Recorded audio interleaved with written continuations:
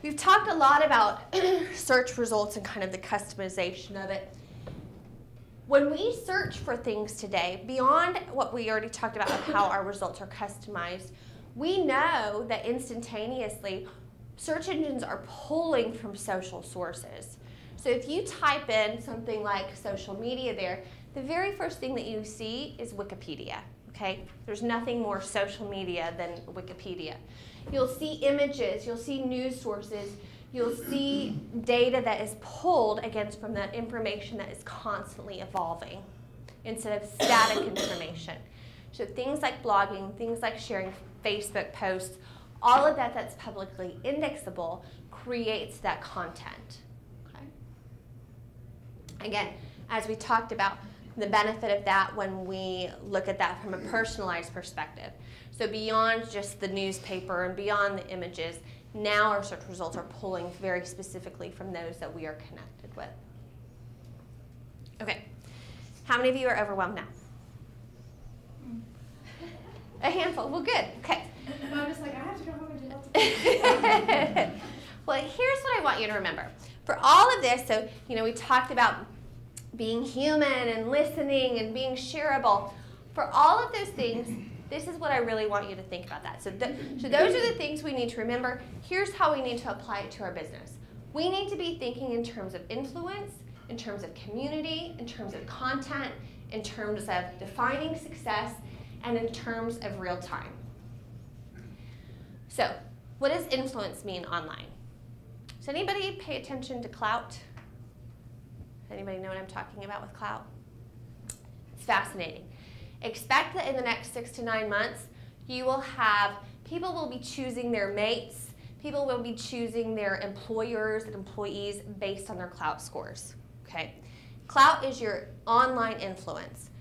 It's fascinating. It pulls it from Twitter, it pulls it from Facebook. Already today, if you were to go to Las Vegas and you tell them your clout score, you're going to get a discount. It's kind of like being a big roller. I mean, it's crazy. For us as business people, we need to be thinking about ourselves in terms of influence. So in other words, what is our influence level for others?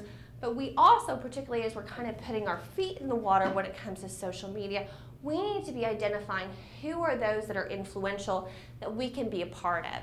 I encourage people to think about it in 3 ways.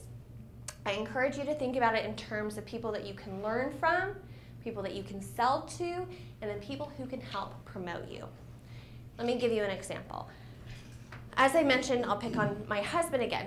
He has a heat and air company. Last summer, a very prominent realtor in the city who has a very high influence level was looking for somebody to provide heat and air services. Well, Kevin jumped in, answered, provided the service. That realtor said how great that they were. Within the next 2 weeks, so this is the heat of the summer, because that particular gentleman was the influencer, that company got more business from that single tweet than they did from their entire season of direct mail, because that man was an influencer, okay? So think about those as we're building those relationships. They need to be authentic, but certainly if somebody has influence, it doesn't hurt. We also want to think about our community. When I talk about community, it's not just the things that we are involved with in our local community, but it's creating a community around our brand. Just like we talked about a moment ago, having people who are acting as your brand evangelists and who are helping to promote you. When we have a community around our brand, it makes our jobs a lot easier and it makes it more effective. Again, we trust a total stranger more than we do a business who's saying how great they are, right? So when we have other people who are being a part of our community and who really feel invested in our success, this is where we see growth. There's a local hair salon called Trichology. Are any of you familiar with them? Okay. You do? How did you find out about them? My hairdresser used to be an instructor at a school, and I followed her there. Okay. Are you? It was an account. An account, okay. They are a fascinating example, and I have no affiliation with them. They're not clients. I just have enjoyed watching them. They have created this community around their brand where if you were to search Trichology, say on Twitter, you will find twice as many people who are promoting them than they are promoting themselves, simply because they have built a very, very strong community around their brand. We spent some time talking about content. We really need to shift our way of thinking and think of ourselves as content curators.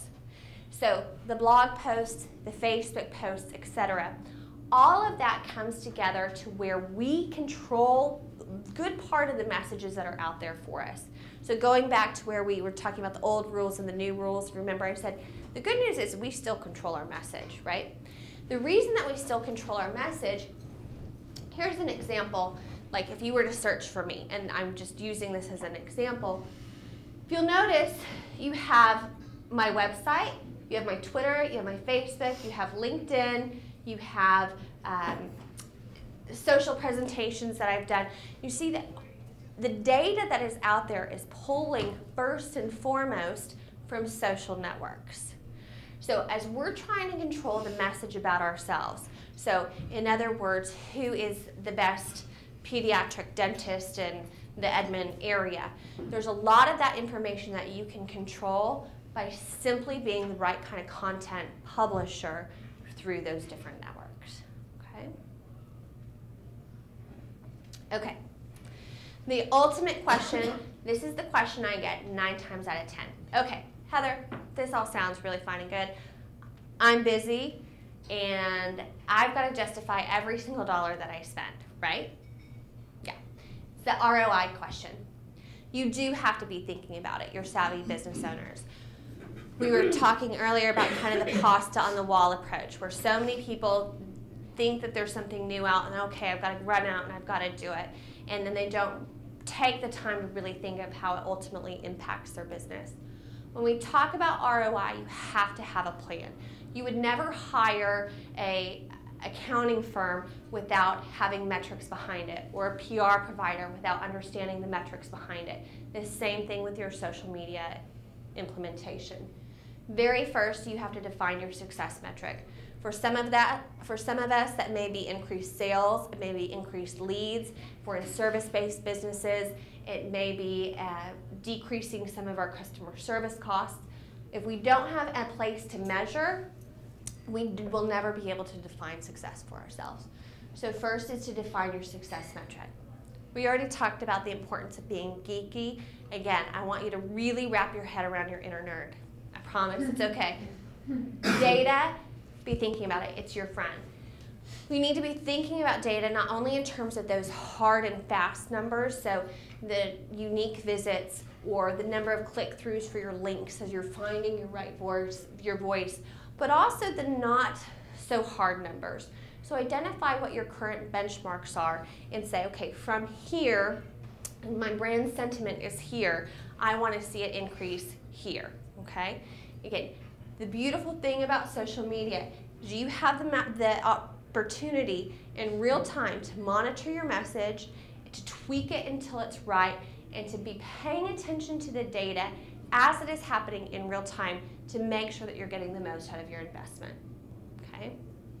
This is something that you'll need to be constantly doing. Social media is a constant evolution. Your commitment to your business and your commitment of whether or not it's working for your business also requires that kind of a commitment. All right, we have to be thinking in real time. The difference in social media as opposed to other traditional marketing initiatives is that it happens in real time. So how many of you at your offices have a marketing plan that maybe has a 6-month, year, 5-year plan? Right. This is happening in real time. We do not have the luxury of saying, oh goodness, so-and-so, that darn Charlie Sheen tweeted about tiger blood again. How am I going to tie that into my business? We don't have time to be thinking about those kinds of things. We need to be reacting in real time. So this goes back to the idea of listening and planning. So we need to make sure that we are using the tools available to us to identify not only when people are talking about us, but whether that's good, bad, or negative. You may remember that I mentioned the tool of social mention. This is an excellent, excellent tool to help you react in real time. What I suggest is at least every single day that you plug in your necessary keywords.